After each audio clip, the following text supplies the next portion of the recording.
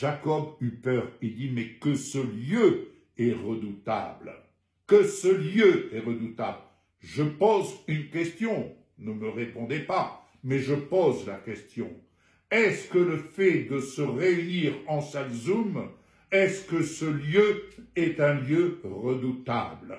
Il peut être un lieu redoutable en ce sens si nous acceptons d'entendre ce que Dieu nous fait grâce de nous faire entendre par sa parole, de nous faire entendre depuis le ciel. Alléluia. J'aurai l'occasion de revenir, mais vous allez comprendre. Et Jacob se leva de bon matin, il prit la pierre. Il prit la pierre dont il avait fait son chevet. Il l'adressa pour un monument, pour monument, et il versa de l'huile sur son sommet. Ça, c'était la préfiguration lorsque Jésus dira à Pierre, « Tu es Pierre, et sur cette pierre, je bâtirai mon église. » Bien-aimés, je vais vous dire, tel que je l'ai reçu quand j'ai lu ça, le temps des pierres, le temps de ces pierres qu'on ramasse ça et là pour faire un monument est terminé. Le temps de ces pierres que l'on restaure pour garder visuellement une référence n'a plus de valeur au ciel, il n'a que la valeur que les hommes veulent leur donner. Parce qu'il y a beaucoup plus. Est-ce que la valeur des pierres est plus importante que la valeur de ces pierres vivantes qui sont là sous le décombre, comme par exemple dans ce qui est arrivé à Mayotte, ou de ces pierres qui sont tuées sur les routes par l'action diabolique? Est-ce que ces pierres sont plus importantes? Est-ce qu'elles ont plus de valeur aux yeux des hommes? Sûr, et certainement qu'elles ont beaucoup plus de valeur aux yeux de Dieu pour la simple et bonne raison que Dieu a donné. Il a donné Jésus, son Fils glorifié. Il a donné Jésus afin qu'il soit pour nous pierre angulaire et que nous soyons, nous, en tant que pierre vivante, invités à nous approcher de cette pierre angulaire, Jésus le Christ glorifié, et que nous devenions ce monument céleste, de telle sorte que nous puissions apprendre à avoir la lecture en haut et vivre en haut ce qui nous est donné par pure grâce afin de pouvoir l'établir sur la terre. Alléluia. Amen. Amen. Il donna à ce lieu le nom de Béthel, Béthel qui signifie la maison de Dieu. Nous sommes en partie, en tenant compte des autres pierres vivantes, nous sommes en partie ces pierres qui formons la maison de Dieu. Et il donna ce nom de Béthel à la ville qui s'appelait auparavant Luz. Jacob fit un vœu en disant, « Si Dieu est avec moi et me garde pendant ce voyage que je fais, s'il me donne du pain à manger et des habits pour me vêtir, et si je retourne en paix à la maison de mon Père, alors l'Éternel sera mon Dieu. Cette pierre que j'ai dressée pour monument sera la maison de Dieu, et je te donnerai la dîme de tout ce que tu me donneras. » Alléluia. Alors ici notre ami Jacob, notre père Jacob, est dans ce lieu, et le Seigneur lui parle dans ce songe. Il lui dit, « Je suis avec toi, je suis avec toi, je te garderai partout où tu iras. » Autrement dit, je te garderai partout où tu iras, selon le plan que je définis à ton encontre et pour favoriser ma justice. Et je te ramènerai dans ce pays. Ah, tu vas voyager, Jacob. Tu vas voyager, mais je te ramènerai dans ce pays. Car je ne t'abandonnerai point. Voilà, quelquefois, combien de personnes on a pu entendre, « Ah, j'ai le sentiment d'être abandonné. » Lorsqu'on agit dans la foi, lorsqu'on agit selon la lecture que nous avons en haut, et ce que nous recherchons à avoir la lecture d'en haut, à l'image que Pierre a eu la révélation, il a eu la lecture que Jésus était le Christ. Remarquez, j'ouvre une parenthèse, l'apôtre Pierre, il a cette révélation que Jésus est le Christ, et Jésus se réjouit en lui disant, « Mais mon ami, ce n'est pas la chair et le sang qui t'ont révélé cela, mais c'est mon Père qui est dans les cieux. » Et quelque temps plus tard, voilà que Jésus, partageant à ses disciples, « Il faut que je monte à Jérusalem. » Et l'un des disciples, les disciples vont commencer à se poser des questions, « Mais comment? Il va aller mourir là-bas, on va le tuer. » Et Pierre dira, « Jamais, jamais. » Et là, Jésus va réagir, « Arrière de moi, Satan. » Et oui, il faut faire attention, on peut être dans l'esprit, et quelques instants plus tard, on n'est plus dans l'esprit, parce qu'on se laisse aller, « Ah, j'ai eu la révélation, ça y est, ok, c'est acquis. » Non, rien n'est acquis.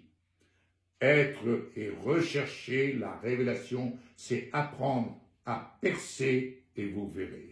Nous devons percer chaque jour un peu plus afin de vivre et de piocher dans notre trésor. Car là où est ton cœur, là sera ton trésor. Si ton trésor, c'est dans le but de réussir par tes propres forces sur ce que tu entreprends ici-bas, tu fais fausse route. Le trésor se trouve en haut, c'est ce que l'Éternel a pu dire à Josué. Que ce livre ne s'éloigne point de ta bouche, et tu réussiras dans ce que tu entreprendras. Mais que ce livre ne s'éloigne point de ta bouche. Pourquoi? Parce que, en parlant ma parole et en te référant à mes promesses, la foi vient de ce que tu entends. Elle viendra de ce que tu vas parler. Et cette foi qui vient, elle vient de ma parole. Elle ne vient pas de ce que tu penses juste, de ce que tu estimes avoir droit de faire ou d'avoir droit d'obtenir. Non, la foi vient, car pour obtenir ce que j'ai préparé pour vous, vous ne pouvez l'obtenir que par la foi. Rien que par la foi. Alléluia. Et c'est la foi de Dieu qui produit les miracles. Lorsqu'il n'y a pas de miracle qui s'accomplisse, on peut se poser la question, est-ce que j'ai bien agi avec la mesure de foi? Est-ce que j'ai bien utilisé cette mesure de foi? Ou est-ce que c'était simplement, je suis déterminé, dois être guéri? C'est obligé, tu dois être guéri. Combien de fois nous entendons, ah, moi j'ai dit au Seigneur, il faut qu'il soit guéri. Qui sommes-nous pour donner des ordres? Qui sommes-nous pour donner des ordres? Ayons l'humilité. Ayons l'humilité. Je poursuis. Verset 16. C'est alors que Jacob s'éveilla de son sommeil. Et il dit, certainement, l'Éternel est en ce lieu, et moi je ne le savais pas. Mais dites-moi, Jacob n'était-il pas censé connaître le Dieu d'Israël? Mais moi, je ne savais pas qu'il était dans ce lieu. Est-ce que nous sommes conscients, quand nous recevons Jésus dans notre vie, nous devenons le temple de l'Esprit de Dieu, nous devenons son temple, et est-ce que nous sommes conscients qu'il habite en nous et nous en lui, et qu'il fait de nous des instruments pour servir la cause de sa justice. non pas la justice de ce monde, mais la justice qui vient d'en haut. Et pour servir la justice qui vient d'en haut, nous avons sa parole, alléluia, mais nous avons nécessité d'apprendre à avoir la lecture d'en haut, afin que nous puissions dire, Seigneur, non pas comme je veux, mais comme tu veux. Non pas maintenant ou demain, mais dans le temps que tu as fixé, car tu sais ce qui est bon pour moi en ce jour. Et c'est ainsi qu'il nous est dit au verset 17, il eut peur et dit, voyez-vous, ce qui manque très souvent dans la vie des chrétiens, des croyants, c'est la crainte de Dieu. Est-ce que je fais bien, Père? Est-ce que je fais bien? Ou est-ce que, non, on va réussir et on force, on y va. Et l'adversaire se réjouit. Il se réjouit parce qu'on force sous le couvert de la foi, on force les barrages. On force, en fait, on devient des opposants. Ouais. On devient des opposants à ce que Dieu a prévu. C'est pourquoi l'humilité précède la gloire. Bien-aimés, acceptons pour commencer cette année nouvelle, cette année 2025, cette traversée, acceptons vraiment de nous poser en Jésus-Christ, notre pierre angulaire. Acceptons d'être cette pierre qui, s'approchant de la pierre angulaire, le Seigneur nous établit comme étant cette pierre attachée pour former ce monument, pour former cette maison spirituelle, cette maison où chaque pierre apprend à s'édifier. Mais je vous exhorte, bien-aimés, je vous exhorte à vraiment élever le nom de Jésus. Je vous exhorte à prendre en compte que le Seigneur fait de nous et désire faire de nous véritablement son aide semblable. Ça, c'est ce que nous verrons, Dieu voulant, la prochaine fois.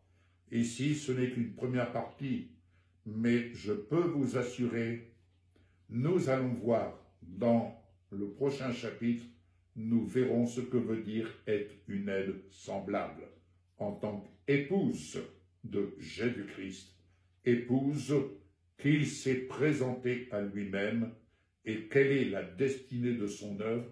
Et n'oublions pas, nous sommes l'œuvre de Dieu.